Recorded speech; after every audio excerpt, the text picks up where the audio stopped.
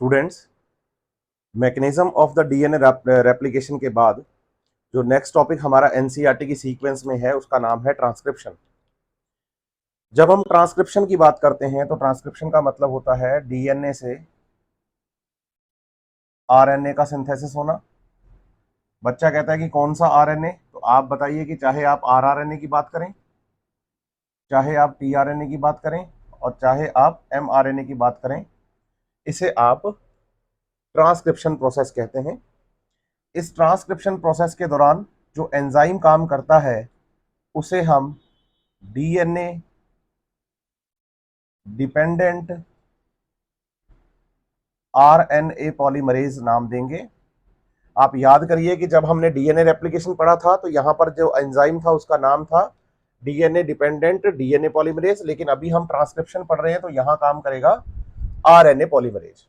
सबसे पहली बात, आप आरएनए बना रहे हैं। आरएनए सिंगल स्ट्रैंडेड स्ट्रक्चर है। इसका मतलब हो गया कि इसमें केवल एक ही पॉलीन्यूक्लियोटाइड चेन है। तो आप इसमें बेस पेयर्स ना बोलकर टोटल नंबर ऑफ बेस बोलते हैं, तो इसका मतलब ये do not follow the चारगाफ rule.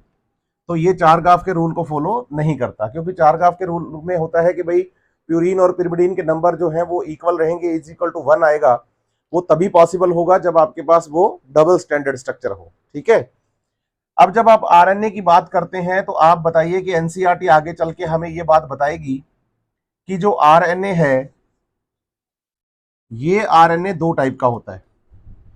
एक आरएनए तो हमें याद करना है जेनेटिक आरएनए, मतलब कि आरएनए जेनेटिक मटेरियल की तरह काम कर सकता है, हमने इंट्रोडक्शन में भी ये बात पढ़ी थी। और दूसरा आपको याद करना है नॉन जेनेटिक आरएनए, जो कि जेनेटिक मटेरियल का काम नहीं करता, लेकिन ये जो है वो इन्वॉल्व होता है मेटाबॉलिज्म ऑफ द सेल में, मतलब सेल का मेटाबॉलिज्म चलाने में बड़ा हेल्प करता है ये। और जो जेनेटिक मटेरियल होता है बच्चे आरएनए, वो कुछ वायरसेस के साथ है, जैसा कि एनसीईआरटी ने हमें एक तो डाइवर्सिटी में एग्जांपल दे ही रखा है टीएमवी वायरस का। ठीक है। दूसरा, यहां मॉलिक्यूलर बेसिस ऑफ इनहेरिटेंस में आपके पास एग्जांपल है क्यूबी बैक्टीरियोफेज का। ये भी एक वायरस है बैक्टीरियोफेज, बैक्टीरिया को इंफेक्ट करने वाला। लेकिन इसी के साथ साथ एक आप याद कर सकते हो एचआईवी, है ना। ये तीन वायरस आप याद रखें कि जिनमें जेनेटिक मटेरियल कौन होता है, आरएनए होता है। लेकिन हम जो इस चैप्टर में बात करने वाले हैं वो हम बात करने वाले हैं नॉन जेनेटिक आरएनए की। ये ध्यान रखिएगा आप। इस नॉन जेनेटिक आरएनए में हमारे पास वो तीनों नाम जो हमने ऊपर लिखे, एक का नाम है आरआरएनए, इसे आप राइबोसोमल आरएनए का नाम देंगे। दूसरा है बच्चे टीआरएनए, इसे आप ट्रांसफरिंग या ट्रांसलेशन या ट्रांसफर आरएनए नाम देते हैं, क्योंकि ये transfer of the amino acid के लिए काम करता है। और तीसरा है बच्चे एमआरएनए। और जब हम एमआरएनए की बात करते हैं तो आप इसे नाम देते हैं मैसेंजर आरएनए। यहां समझने की बात है कि एनसीईआरटी जब आप ट्रांसक्रिप्शन प्रोसेस में शुरू करते हैं तो एनसीईआरटी कह रही है कि डीएनए से आरएनए बनता है, और अभी लास्ट लेक्चर में हमने पढ़ा है डीएनए से डीएनए का बनना। आप बताइए कि जब डीएनए से डीएनए का फॉर्मेशन होता है तो डीएनए के डीएनए फॉर्मेशन के दौरान डीएनए रेप्लिकेशन में पूरा डीएनए कॉपी करता है, एक सिंगल न्यूक्लियोटाइड भी मिस नहीं किया जाता। लेकिन आरएनए फॉर्मेशन के दौरान जो डीएनए है वो कभी भी पूरा कन्वर्ट नहीं होता है आरएनए में, है ना। दो बातें, एक तो पूरा का पूरा डीएनए कभी भी आरएनए में कन्वर्ट नहीं होता, और दूसरी बात आपको समझनी है कि डीएनए डबल स्टैंडर्ड और आरएनए सिंगल स्टैंडर्ड होता है। तो यहां पर एनसीईआरटी ने बाउंड्रीज मार्क करने की बात की है डीएनए पर। उन्होंने कहा पहले ही पैराग्राफ में, एनसीईआरटी लास्ट लाइन में ट्रांसक्रिप्शन में लिखती है डीमार्केट द पॉइंट्स की बात करी है उसने डीएनए पर। डीमार्केट करने की मतलब हो गया कि भाई आपको यहां पर मार्किंग करनी है मार्किंग करके रखिए कि इतना हिस्सा ही है जो डीएनए का आरएनए में कन्वर्ट होगा, क्योंकि पूरा डीएनए तो आरएनए में कन्वर्ट नहीं हो सकता, पूरा डीएनए तो आरएनए में कन्वर्ट नहीं हो सकता। इसको मैं आपको समझाऊं कैसे, आप ध्यान दीजिएगा बात पर। दो अलग अलग बातें हैं। पहला तो ये कि अगर आपके पास ये एक डीएनए है, सही है, ये बीच में इसके हाइड्रोजन बॉन्ड हैं, और मैं कहूं कि भाई ये डीएनए है, और डीएनए जो होता है बेटा वो डबल स्टैंडर्ड होता है। मैंने इसको लिखा 5-3-3-5। रेप्लिकेशन के दौरान तो क्या था कि पूरा का पूरा डीएनए ही आरएनए में कन्वर्ट हुआ था, लेकिन आप बताइए कि ट्रांसक्रिप्शन के दौरान एक बात क्लियर है कि पूरा डीएनए आरएनए में कन्वर्ट नहीं होता। कुछ पर्टिकुलर रीजंस होते हैं जहां से कि आरएनए का फॉर्मेशन किया जाता है। इन रीजंस को क्या कहते हैं वो मैं आगे चल के बात करूंगा, अभी कोई बात करने की आपको जरूरत नहीं है। बस ये ध्यान रखना कि आरएनए जो है वो पूरा का पूरा डीएनए कभी आरएनए में कन्वर्ट नहीं होगा, आरएनए पर्टिकुलर कुछ पॉइंट्स पर ही बनेगा। इसका मतलब आपको डीएनए पर मार्किंग करनी होगी कि भाई ये हिस्सा आरएनए बनाएगा, ये हिस्सा आरएनए बनाएगा, ये हिस्सा आरएनए बनाएगा।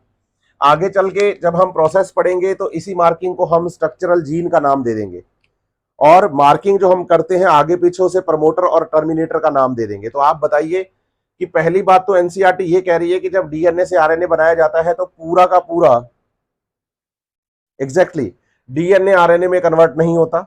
दूसरी तरफ एनसीईआरटी ने एक दूसरे पैराग्राफ में बात और समझाई, दूसरे पैराग्राफ में एनसीईआरटी ने हमें बात समझाई कि भाई बताओ कि दोनों स्ट्रैंड्स जो होते हैं डीएनए के वो आरएनए क्यों नहीं बना रहे। आप ध्यान देंगे तो केवल आपने नीचे वाले स्ट्रैंड से ही आरएनए को बनाया है, और मैंने आरएनए को सिंगल स्टैंडर्ड रखा है, डबल स्टैंडर्ड नहीं रखा। मैंने आरएनए को कैसा रखा है, हाँ सिंगल स्टैंडर्ड रखा है, डबल स्टैंडर्ड नहीं रखा। इसका मतलब आप बताइए, एक तो ये बात समझनी है कि पूरा डीएनए कन्वर्ट नहीं होता, दूसरा ये समझना है कि दोनों स्ट्रैंड से आरएनए नहीं बनता। तो एनसीईआरटी पैराग्राफ शुरू करती है कि why both strands of DNA not form RNA, मतलब क्यों नहीं करते हैं ये दोनों आरएनए का फॉर्मेशन, तो उस पर भी बात करेंगे।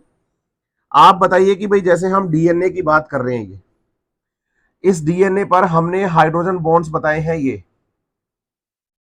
मान लीजिए कि ये डीएनए है, डबल स्टैंडर्ड होता है। इस पे अगर बेस पेयर में रख दूं ए सी ए जी जी टी टी ए, सही है। तो आप बताइए कि इसी डीएनए स्ट्रैंड पर जो दूसरा एंड मतलब इसका स्ट्रैंड है, क्योंकि डबल स्टैंडर्ड स्ट्रक्चर है, तो दूसरे स्टैंड पर आप नाइट्रोजन बेसिस की सीक्वेंस बताएंगे टी, फिर इधर जी टी सी सी ए और टी, यही बताएंगे। अब आप बताइए कि अगर एक स्ट्रैंड से यहां पर आरएनए का मैं फॉर्मेशन करूं, यहां से हमने ट्रांसक्रिप्शन किया है, मैं दूसरे पैराग्राफ में ट्रांसक्रिप्शन में एनसीईआरटी में पूछे गए आंसर को क्वेश्चन को आंसर कर रहा हूं।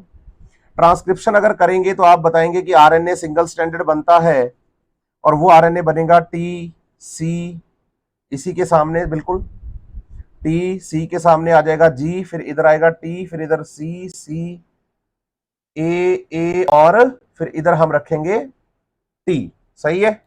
अब एक बात का यहां खास ध्यान रखिएगा, जो कि मैंने यहां ब्लंडर किया है, लेकिन इसलिए किया है ताकि बच्चे को ये बात याद रहे।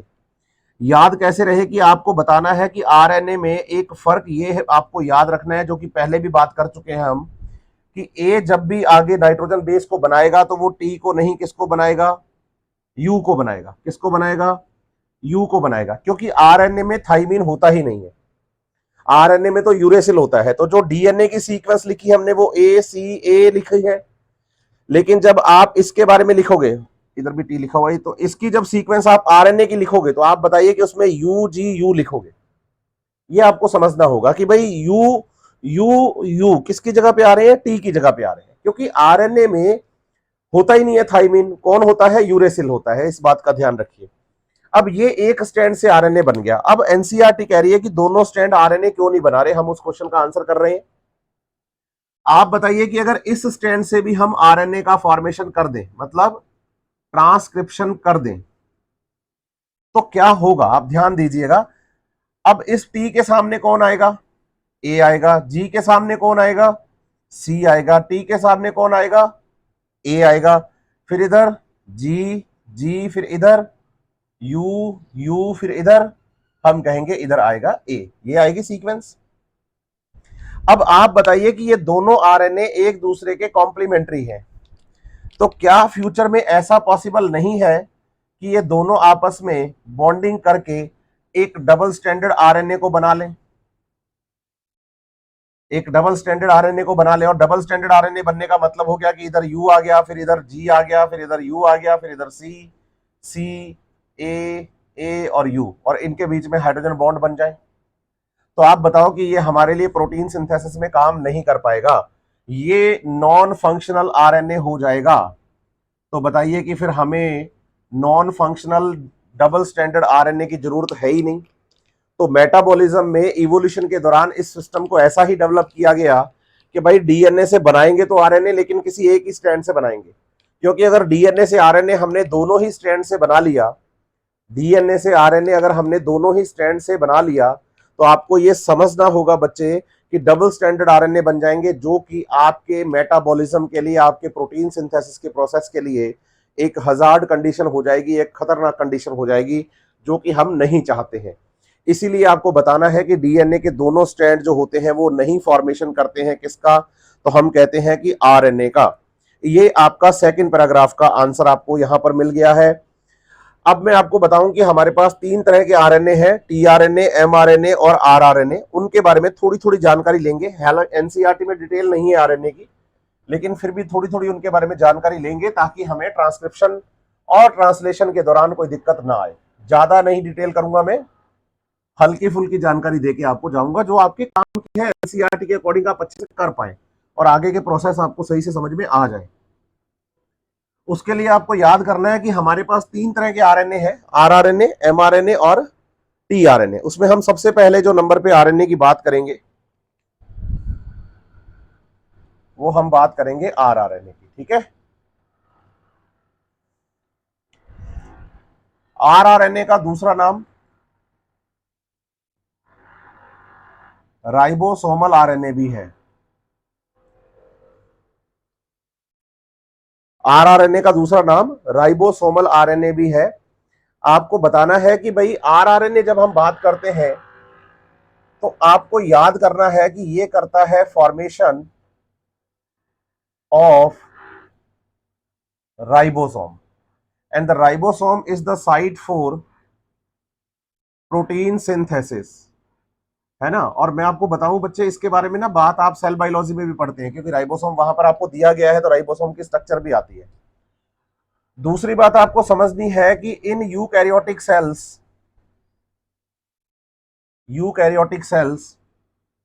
आरआरएनए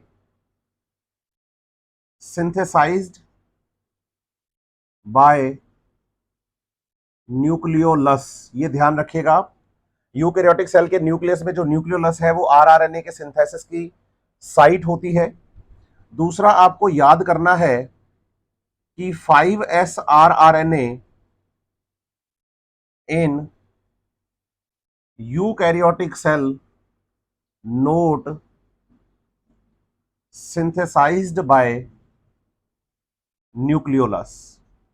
ठीक है, न्यूक्लियोलस पर नहीं, न्यूक्लियोप्लाज्म में बनता है 5s आरआरएनए, ये ध्यान रखिएगा आप बात। अब आप बताइए कि भाई अगर हम प्रोकैरियोटिक सेल की बात करें, तो बताइए कि in prokaryotic cell all the RNA, चाहे वो आरआरएनए हो, टीआरएनए हो, एमआरएनए हो, मतलब इंक्लूडिंग आरआरएनए बात कर रहा हूं मैं, सिंथेसाइज्ड इन साइटोप्लाज्म, क्योंकि वहां न्यूक्लियोलस वाला कोई कॉन्सेप्ट ही नहीं है, क्योंकि प्रोकैरियोटिक सेल में न्यूक्लियस ही नहीं है। तो आप बताओ कि प्रोकैरियोटिक सेल में डीएनए सीधा साइटोप्लाज्म में होता है, तो सब वहीं बन जाता है। ठीक है, दूसरी तरफ आपको याद करना है कि भाई जब हम आरआरएनए की बात करेंगे तो हम बताएंगे कि आरआरएनए जो है वो यूकैरियोटिक सेल में भी प्रेजेंट है और प्रोकैरियोटिक सेल में भी प्रेजेंट है। इससे क्या बनते हैं, तो हम कहते हैं इनसे राइबोसोम्स बनते हैं। अगर हम बात करते हैं प्रोकैरियोटिक राइबोसोम की, ध्यान दीजिएगा मेरी बात पर, प्रोकैरियोटिक राइबोसोम की, तो हम बताते हैं प्रोकैरियोटिक राइबोसोम होता है 70S टाइप का। इस प्रोकैरियोटिक राइबोसोम में दो सब यूनिट्स होती हैं, एक को हम नाम देते हैं लार्ज सब यूनिट और दूसरे को नाम देते हैं स्मॉल सब यूनिट। एक का नाम क्या है? एग्जैक्टली लार्ज सब यूनिट और दूसरी है स्मॉल सब यूनिट। लार्ज सब यूनिट प्रोकैरियोट्स में होती है 50S और स्मॉल सब यूनिट होती है 30S। एस यहां पर आप बताइएगा कि स्वीडबर्ग यूनिट है बच्चे, ये सेल बायोलॉजी में है, इसलिए मैं यहां पर लिख रहा हूं, आपकी एनसीईआरटी की ही बात है। इसे सेडिमेंटेशन कोफिशिएंट भी कहा जाता है, जिससे कि इनडायरेक्टली साइज और डेंसिटी का हम पता लगाते हैं। अब आप बताइए कि ये जो 50S की स्मॉल सब यूनिट, लार्ज सब यूनिट और 30S की स्मॉल सब यूनिट है, इनमें अगर हम बात करेंगे आरआरएनए की, तो आप बताएंगे कि इसमें होता है 23S आरआरएनए और साथ में होता है 5S आरआरएनए, ठीक है। और जब हम बात करते हैं 30S की, तो 30S में आपको बताना है 16S आरआरएनए। इसका मतलब प्रोकैरियोट्स में अगर आपसे पूछा जाए कि कौन कौन से आरआरएनए हैं जो कि साइटोप्लाज्म में सिंथेसाइज्ड होते हैं, तो आपको बताना है 23S, 5S और 16S। लेकिन जब हम बात करते हैं बेटा यूकैरियोटिक राइबोसोम की, तो आपको बताना है कि यूकैरियोटिक राइबोसोम एक तो 80S होते हैं। 80S राइबोसोम होने के साथ साथ आपको याद करना होगा कि इनमें भी वही लार्ज सब यूनिट और स्मॉल सब यूनिट होती हैं। लार्ज सब यूनिट को कहा जाता है 60S और स्मॉल सब यूनिट को कहा जाता है 40S, और S का मतलब यहां पर स्वीडबर्ग यूनिट से है। और इस 60S का फॉर्मेशन करेगा 28S आरआरएनए, 5.8S आरआरएनए और 5S आरआरएनए,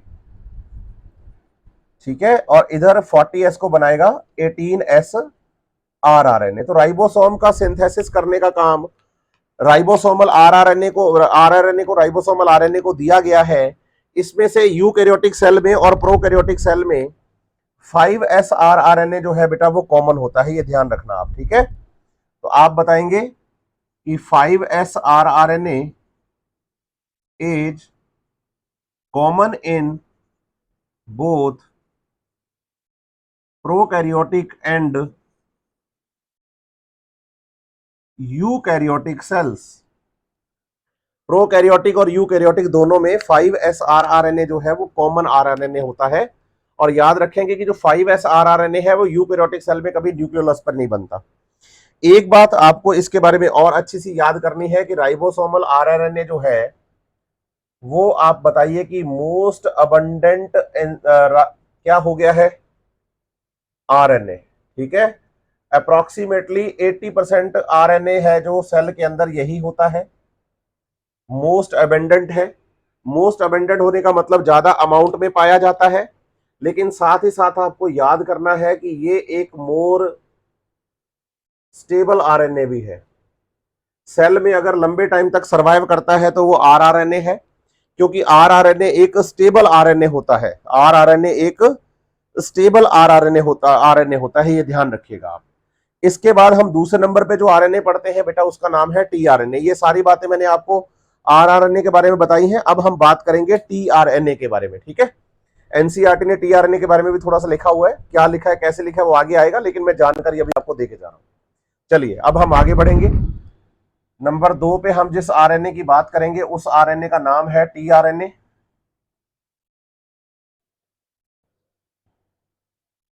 टीआरएनए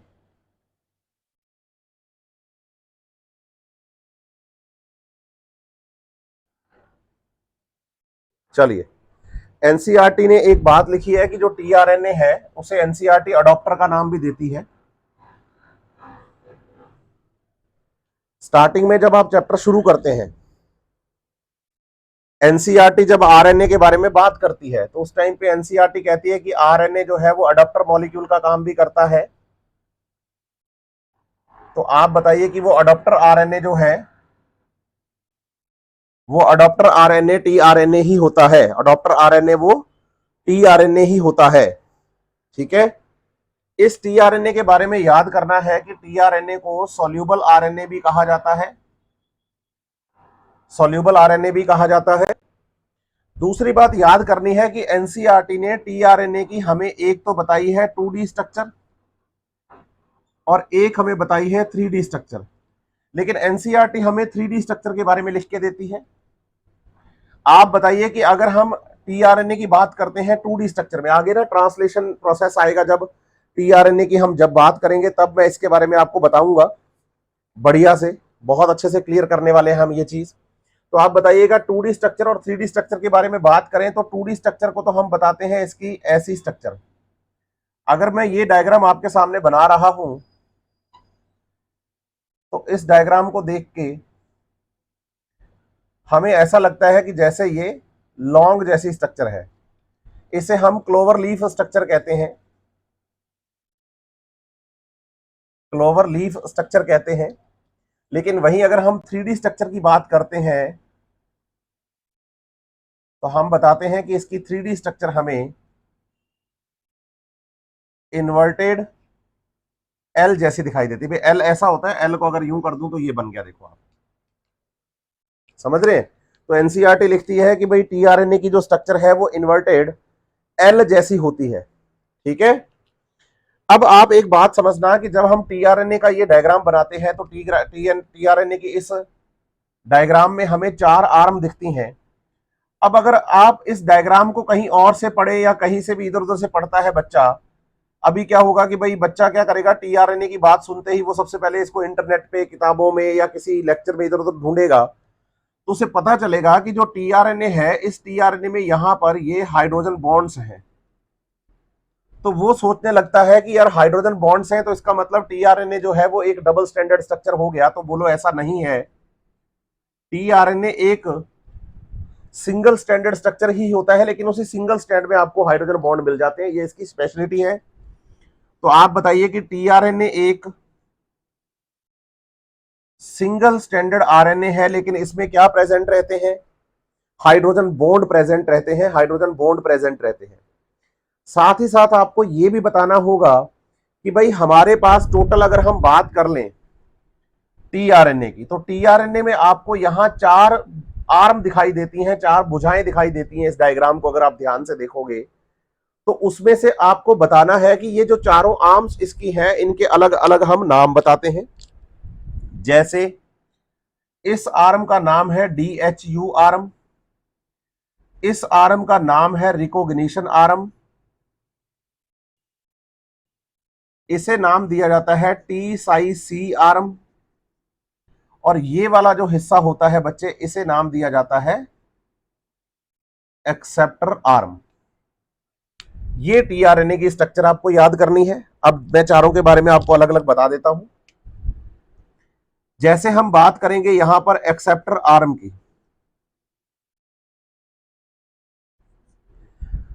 या इसको सीक्वेंस में लेते हैं थोड़ा सा आपके लिए, ताकि आपके लिए थोड़ा सा इजी रह जाए, है ना। सीक्वेंस आप अपनी मर्जी से सेट कर सकते हैं, मैं मेरी मर्जी से कर रहा हूं। सबसे पहले मैं आपको बताता हूं टी साई सी आर्म के बारे में। किसके बारे में, टी साई सी आर्म। इसका काम क्या है, बोलो ये जो आर्म होती है attach to large subunit of ribosome. ये बताएंगे कि भाई राइबोसोम पर जुड़ने में हेल्प करती है, हेल्प करती है राइबोसोम पर जुड़ने में। ठीक है, इसे हम अटैचमेंट लूप का नाम भी देते हैं। दूसरा जो हमें यहां याद करना है, वो हमें याद करना है बच्चे रिकॉग्निशन आर्म के बारे में। बोलो जो रिकॉग्निशन आर्म होती है, यहां पर एंटी कोडॉन्स प्रेजेंट होते हैं। अब मैं आपको क्लियर करूं, यहां एंटी कोडॉन्स की बात आई है तो बच्चा कहता है कि एंटी कोडॉन्स तो तब हो जब कोडॉन्स हो। सही है। आप यहां याद रखिएगा कि जो कोडॉन्स होते हैं ना वो mRNA पर होते हैं, mRNA पर होते हैं। जैसे मैं आपको समझाऊं, हम कहते हैं कि भाई जो mRNA है उसके पास प्रोटीन सिंथेसिस को सिंथेसाइज करने के मैसेजेस हैं। तो आप बताइए कि codons are messages for amino acids of proteins. Amino acid of protein के क्या है ये? एग्जैक्टली तो हम कहेंगे कि ये हमारे पास उसके मैसेजेस हैं, मैसेजेस। जैसे मैं यहां पर आपको बताऊं कि भाई मैंने लिखा AUG, तो आप बताइए कि अगर AUG यहां एक कोडॉन है, यहां एक कोडॉन है, तो बताइए कि इसका ठीक उल्टा एंटी कोडॉन आएगा। और एंटी कोडॉन क्या आएगा? देखो, ए के सामने यू, यू के सामने ए, जी के सामने सी। तो आप बताइए कि ये इसका होगा एंटी कोडॉन। तो आपसे अगर पूछा, ऐसे बोल दूं ना मैं कि भाई ये कोडॉन, इसका एंटी कोडॉन बताओ, इसकी जगह मैं कोई दूसरा नाइट्रोजन बेस भी रख सकता हूं, क्योंकि मेरे को कोडॉन और एंटी कोडॉन आरएनए के बेस ही रखने हैं। कोडॉन्स किसके पास होते हैं? एग्जैक्टली एमआरएनए के पास। एंटी कोडॉन किसके पास होते हैं? हम कहते हैं टीआरएनए की रिकॉग्निशन आर्म के पास। यहीं से डिसाइड होता है कि कौन कौन से अमीनो एसिड प्रोटीन बनाते टाइम सीक्वेंस में जुड़ेंगे। ये कैसे होता है ये आगे हम बहुत अच्छे से डिटेल करने वाले हैं। अभी केवल इतनी बात याद करनी है कि एंटी कोडॉन आर्म जो है बच्चे टीआरएनए की, उसके पास एंटी कोडॉन्स होते हैं। किसके लिए?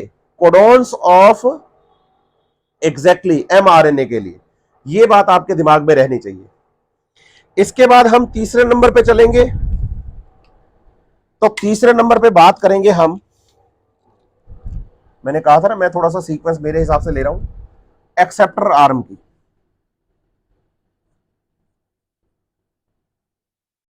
एक्सेप्टर आर्म की ये होती है बेटा अटैचमेंट ऑफ अमीनो एसिड के लिए। बताइए कि यहां पर आकर अमीनो एसिड अटैच होता है। अब देखिए ध्यान से, प्रोटीन सिंथेसिस कहां चलता है? राइबोसोम पर। राइबोसोम पर टीआरएनए को जोड़ने का काम T5C आर्म करेगी। कौन सा अमीनो एसिड प्रोटीन में आगे सीक्वेंस में आएगा यह आपको बताना है कि एंटीकोडॉन आर्म मतलब रिकॉग्निशन आर्म करेगी। लेकिन वो अमीनो एसिड जो कि प्रोटीन की सीक्वेंस में आगे आएगा पॉलीपेप्टाइड चेन में, वो अमीनो एसिड आएगा एक्सेप्टर आर्म से।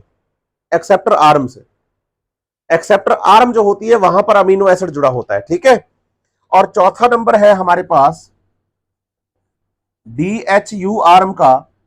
तो आप बताएंगे कि जो DHU आर्म है इसके बारे में याद करना है कि भाई इसका काम है अमीनो एसिड को एक्टिवेट करके अटैच करवाना। इसका काम है अमीनो एसिड जो है, मैं इसको थोड़ा सा एक्टिवेटेड अमीनो एसिड लिख देता हूं ताकि आपके लिए इजी रहे। एक्टिवेटेड अमीनो एसिड को अटैच करवाना। कहां पर करवाना? अमीनो एसिड अटैच होगा एक्सेप्टर आर्म पर, लेकिन एक्सेप्टर आर्म पर कौन सा अमीनो एसिड एक्टिव जाकर जुड़ेगा, ये काम करने का किसका काम है? DHU आर्म का। ये एंजाइम है रिकॉग्नाइज करने के लिए अमीनो एसिड के जुड़ने के लिए।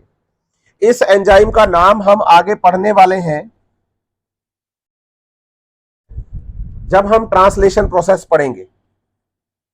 बोलेंगे amino acyl tRNA synthetase enzyme, नाम है exactly amino acyl tRNA synthetase enzyme. तो दोबारा क्लियर करते हैं। T5C जो आर्म है वो राइबोसोम पर टीआरएनए को जोड़ती है। रिकॉग्निशन आर्म पर एंटी कोडॉन होते हैं एमआरएनए के कोडॉन्स के लिए। तो डिसाइड होता है कि भाई कौन सा अमीनो एसिड जुड़ना चाहिए, कैसा जुड़ना चाहिए। अमीनो एसिड जुड़ेगा एक्सेप्टर आर्म पर, और एक्सेप्टर आर्म पर अमीनो एसिड को जोड़ने में हेल्प करेगी DHU आर्म। क्योंकि इसको रिकॉग्नाइज करना है कि भाई इस आर्म पर जाकर ये अमीनो एसिड जुड़ना चाहिए, अटैचमेंट आर्म पर, एक्सेप्टर आर्म पर जाकर ये अमीनो एसिड जुड़ना चाहिए, और उसमें जो एंजाइम हेल्प करता है वो हेल्प करता है amino acyl tRNA synthetase enzyme. ये जो तीन चार चीजें मैंने आपको यहां बताई, anticodon, attachment of amino acid और अमीनो एसाइल टीआरएनए सिंथेटेज के बारे में, यहां आपको अभी ज्यादा दिमाग लगाने की जरूरत नहीं है। मैं अब बार बार बोल रहा हूं, एनसीईआरटी में यहां पर ये चीजें नहीं है। ट्रांसलेशन प्रोसेस में मैं खुद आपको डिटेल करवाऊंगा इन सब की। बस अभी इतना याद रखिए कि टीआरएनए के अंदर क्या क्या प्रेजेंट है, ठीक है। सोल्यूबल आरएनए इसको कहते हैं, और साथ ही साथ आपको बताना है कि इसकी अमाउंट जो है बच्चे वो 10 से 15% तक होती है सेल के अंदर। इसका दूसरा नाम सोल्यूबल या एडेप्टर आरएनए भी है, क्योंकि ये अमीनो एसिड को एक्सेप्ट करने का काम करता है। और तीसरे नंबर पे जो आरएनए आता है बच्चे, उस आरएनए का नाम है एमआरएनए, मैसेंजर आरएनए, क्योंकि कोडॉन्स वही लेके आएगा, मैसेज वही डीएनए से लेकर आएगा, तो सबसे इंपॉर्टेंट हमारे लिए आरएनए हो गया एमआरएनए। तो अब हम नेक्स्ट बात करने वाले हैं किसके बारे में, तो हम बताते हैं कि नेक्स्ट हम बात करेंगे एमआरएनए के बारे में, ठीक है।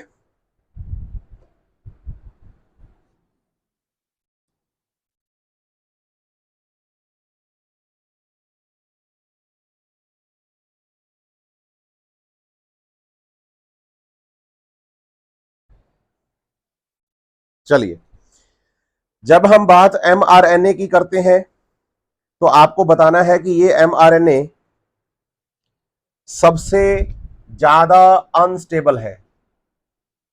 एमआरएनए, इसे नाम मैसेंजर आरएनए भी देते हैं, लीस्ट स्टेबल है। अगर ये सेल में 80%, ये सेल में 10 से 15%, तो आपको बताना ये सेल के अंदर 1 से 5% ही मिलता है, क्योंकि ये लगातार बनते रहते हैं, खत्म होते रहते हैं, बनते रहते हैं, खत्म होते रहते हैं। और एमआरएनए जो है have codons for amino acids of any protein. किसी भी प्रोटीन का सिंथेसिस करना है आपको, आप प्रोटीन को पॉलीपेप्टाइड भी कह सकते हैं, जो कि आगे जाके आपको समझ आएगा। तो किसी भी प्रोटीन या पॉलीपेप्टाइड के लिए जो कोडॉन्स हैं, कोडॉन्स मतलब हो गया इंफॉर्मेशंस हैं, वो आपको बताना है कि डीएनए से एमआरएनए ही लेकर आता है, डीएनए से एमआरएनए ही लेकर आता है। जैसे मैं यहां आपको बताऊं कि भाई हमने कहा कि भाई हमारे पास ये एमआरएनए है, एमआरएनए का ये एंड है फिफ्थ एंड, ये एंड है थर्ड एंड। तो आपको बताना है कि एमआरएनए का जैसे थर्ड एंड है, तो यहां पर आपको AUG, ये फिक्स पढ़ लेना आप। जब भी ट्रांसलेशन प्रोसेस में प्रोटीन सिंथेसिस हम पढ़ेंगे तो ये फिक्स है कि यहां AUG होगा। तो AUG होगा, तो जब यहां पर इस पे टीआरएनए आएगा, यहां पर जब इस पे टीआरएनए आएगा, तो टीआरएनए जो सीक्वेंस लेके आएगा वो सीक्वेंस क्या होगी, UAC ऐसे करके, सही है। और आप बताइए कि जब ये टीआरएनए यहां आएगा तो ये कौन सा अमीनो एसिड लेकर आएगा, बोलो मीथियोनिन अमीनो एसिड लेकर आएगा। तो आप बताइए कि एमआरएनए अमीनो एसिड नहीं लेके आता। आप समझना मेरी बात, अमीनो एसिड तो सेल के साइटोप्लाज्म से टीआरएनए ही लेकर आता है, क्योंकि अमीनो एसिड के जुड़ने के लिए एक्सेप्टर आर्म तो टीआरएनए के पास ही है। तो अमीनो एसिड तो बोलो सेल से, साइटोप्लाज्म से कौन लेकर आएगा, एग्जैक्टली टीआरएनए लेकर आएगा। लेकिन अमीनो एसिड कौन सा आएगा सीक्वेंस में, अमीनो एसिड कौन सा आएगा सीक्वेंस में, ये डिसाइड कौन कर रहा है, एमआरएनए। अब आप सोचो, इसके बाद अगर अगली सीक्वेंस में यहां पर कोई और रख दूं, जैसे मैं यू यू यू सीक्वेंस रख दूं, मान लेते हैं हम, है ना, एमआरएनए पर नेक्स्ट सीक्वेंस हम कौन सी रख दें, यू यू यू रख दें, सही है। तो आप बताओ कि भाई यू यू यू रख दोगे तो यहां जो टीआरएनए आएगा, तो टीआरएनए पर ये तो कोडॉन हो गए यू यू यू, तो एंटी कोडॉन होंगे बोलो ए, और इस पे जो अमीनो एसिड आएगा बोलो वो आएगा फिनाइल एलेनिन, अमीनो एसिड आएगा, सही है। अब आप बताओगे कि इन दोनों अमीनो एसिड्स के बीच में, एक ये अमीनो एसिड और दूसरा ये अमीनो एसिड, यहां पर हम इनके बीच में बनवा देंगे पेप्टाइड बॉन्ड, और यूं एक लंबी चेन 3 एंड की तरफ बनती जाएगी। क्या एमआरएनए के पास ये इंफॉर्मेशन होती है कि कौन सा अमीनो एसिड आएगा? तो बताइए यस। क्या एमआरएनए अमीनो एसिड लेकर आता है? तो हम कहते हैं नहीं, एमआरएनए नहीं लेकर आता है। क्या? Amino acid. अमीनो एसिड कौन लेकर आएगा? टीआरएनए लेकर आएगा, टीआरएनए। ठीक है, ये आपको एमआरएनए, आरआरएनए, टीआरएनए के बारे में थोड़ी सी जानकारी है। अब इससे आगे हम बढ़ते हैं। अब ट्रांसक्रिप्शन प्रोसेस कैसे चलता है उसके बारे में हम बात करते हैं। ट्रांसक्रिप्शन प्रोसेस कैसे डीएनए पर होता है उसके बारे में थोड़ी सी बातचीत कर लेते हैं। उम्मीद करता हूं कि जितनी भी बातें आप पढ़ रहे हैं, लेक्चर में देख रहे हैं, आपको समझ आ रही है। बस आप थोड़ा सा ध्यान रखें कि भाई थोड़ा कमेंट, लाइक, शेयर का, है ना, उससे क्या है कि भाई मेरे को ज्यादा चीजें बोलनी आती नहीं है, लेकिन थोड़ा सा ये होता है कि भाई बच्चों तक बातें जाती हैं। बच्चा अगर टीचर को अप्रिशिएट कर देता है तो टीचर की एनर्जी लेवल थोड़ा सा और अच्छा हो जाता है। तो वो अप्रिशिएशन मुझे कैसे पता चलेगा? आप लोगों के थ्रू, कमेंट्स, लाइक और शेयर से, है ना। अगर आपको चीजें अच्छे समझ में आ रही हैं तो ये जरूर करें प्लीज। आप, रिक्वेस्ट है, टीम हमेशा कहती रहती है कि आपको ऐसा बोलना चाहिए, लेकिन मेरे से नहीं हो पाता ये। जब हम ट्रांसक्रिप्शन की बात करते हैं, किसकी बात करेंगे? ट्रांसक्रिप्शन की बात करेंगे, तो हम बताएंगे कि ट्रांसक्रिप्शन में अभी अभी हमने क्लियर किया है कि ट्रांसक्रिप्शन का मतलब है कि डीएनए से आरएनए का फॉर्मेशन होना। आपको यहां समझना होगा कि आरएनए आपको सिंगल स्ट्रैंड ही फॉर्म करना है। तो आप बताइए कि हमने जैसे रेप्लिकेशन फॉर्क पढ़ा था, अगर आपको याद हो डीएनए रेप्लिकेशन के दौरान, तो आप बताइए कि जैसे मान लीजिए ये इसका फिफ्थ एंड, ये इसका थर्ड एंड, ये इसका थर्ड एंड, ये इसका फिफ्थ एंड है, और ये हाइड्रोजन बॉन्ड है। तो हमने कहा था कि भाई यहां दोनों ही जो स्ट्रैंड होते हैं डीएनए के, वहां पर नया डीएनए बनता है। आप एक बात याद रखिए, मैंने ना दोनों स्ट्रैंड्स के बारे में रेप्लिकेशन के दौरान एक शब्द यूज किया था, टेम्पलेट। और टेम्पलेट को हमने दो नाम दिए थे, एक का नाम लीडिंग और दूसरे का नाम लैगिंग। जिसपे कंटिन्यूअस क्या हो रहा था? हाँ, डीएनए बन रहा था, पॉलीन्यूक्लियोटाइड चेन, वो तो था लीडिंग। और जिसपे ओकाजाकी सेगमेंट्स बन रहे थे वो कौन था? लैगिंग। लेकिन ट्रांसक्रिप्शन के लिए आपको याद करना होगा कि टेम्पलेट कोई एक ही है, दोनों कभी टेम्पलेट का काम नहीं करेंगे। उसका रीजन क्या है? तो आप बताइए कि भाई आरएनए जो है वो सिंगल स्टैंडर्ड होना चाहिए, तो दोनों स्टैंड्स बनेंगे ही नहीं, नया स्टैंड बनाएंगे ही नहीं। तो सिंपल सी बात है कि भाई इसी एक स्टैंड पर आरएनए को बनना है। अब बात आती है कि भाई यहां क्या लीडिंग और मतलब नॉन लीडिंग वाली बात करनी चाहिए क्या हमें? तो बोलो नहीं, हमें ऐसा नहीं करना है। लीडिंग वीडिंग वाली बात नहीं करनी। यहां आपको याद करना है कोडॉन और एंटी कोडॉन, सेंस और एंटी सेंस। मैं आपको क्लियर करूं, जिस टेम्पलेट की बात हम करते हैं, जिस पे आरएनए बनता है, डीएनए के जिस सेगमेंट से, डीएनए के जिस पार्ट से डीएनए बनता, आरएनए बनता है, उसे हम नाम देंगे बच्चे एंटी कोडॉन या एंटी सेंस स्ट्रैंड। और जिस पे नया आरएनए नहीं बनता है उसे नाम देते हैं कोडॉन या नाम देते हैं सेंस। अब मैं इसको भी क्लियर कर देता हूं, बच्चे इसमें कंफ्यूज रहते हैं। सबसे पहले तो ये क्लियर करो कि आरएनए इस पे बन रहा है 5 प्राइम टू 3 प्राइम। आप बताइए कि चाहे डीएनए रेप्लिकेशन हो चाहे ट्रांसक्रिप्शन हो, ट्रांसक्रिप्शन में जो आरएनए सिंथेसिस होता है वो 5 प्राइम टू 3 प्राइम ही होता है। 5 प्राइम टू 3 प्राइम ही होता है, ये ध्यान रखिएगा आप। अब आप बताइए कि 5 प्राइम टू 3 प्राइम यहां पर जब आरएनए बनता है, तो जैसे मैंने इधर सीक्वेंस मान लीजिए कोई रख दी है, कोई भी मान लेते हैं, इसको रख दिया मैंने टी सी सी ए जी जी टी, ये सीक्वेंस मैंने इधर रख दी है। तो बताएंगे कि बनने वाला जो आरएनए होगा उसकी सीक्वेंस आएगी ए जी जी ए यू सी सी ए। सही है, यही सीक्वेंस आएगी, बिल्कुल आएगी। अब ये जो आरएनए यहां से बना है, अब आप डीएनए का जो दूसरा स्टैंड है बच्चे, जिसको हमने कोडॉन बोला है, उसकी सीक्वेंस देखो आप। इसके अकॉर्डिंग ही चल रहे हैं अपने को, तो इधर सीक्वेंस आप नोटिस करो। आप बताओ ए सी सी टी ए जी जी ए। अब आप बताइए इसे हम कोडॉन या सेंस क्यों कहते हैं? बताइए, इस स्टैंड की जो सीक्वेंस है और आरएनए की जो सीक्वेंस है, आरएनए की सीक्वेंस और कोडिंग, या ये आरएनए ना नीले रंग का बनाया मैंने, मैं कलर थोड़ा सा देख लूं। ये आरएनए है, इस आरएनए की और इस कोडिंग की, मैं इसको कोडॉन क्यों लिखा मैंने, कोडिंग आएगा ना, हाँ, ये एंटी कोडिन या एंटी कोडॉन ही बोल दो कोई भी।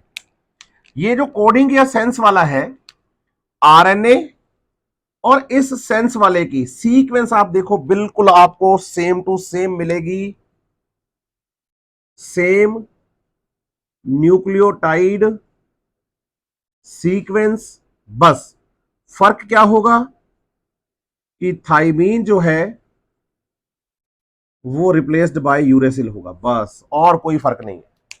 तो आप बताइए कि आरएनए जैसे ही सीक्वेंस होने की वजह से हम इसको कोडिंग या सेंस बोल देते हैं कि भाई ये सेंस निकाल रहा है इसका, ये इस आरएनए का ठीक उल्टा है, एंटी है, इसलिए इसको एंटी सेंस बोलते हैं। इसका मतलब टेम्पलेट का काम कौन करेगा?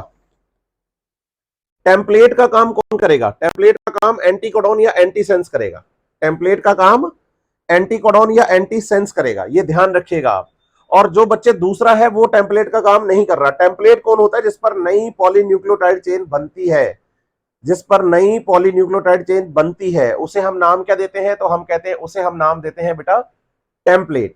ये बात आप ध्यान रखिएगा यहां पर।